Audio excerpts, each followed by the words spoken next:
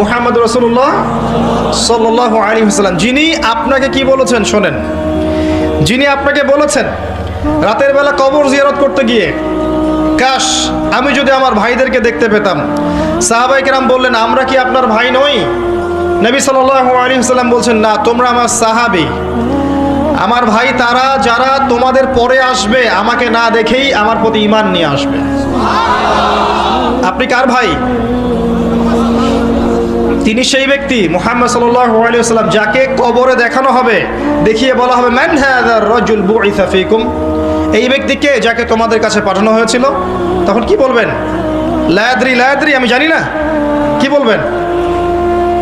তিনি রাসূলুল্লাহ সাল্লাল্লাহু আলাইহি ওয়াসাল্লাম। কে বলতে পারবে এটা?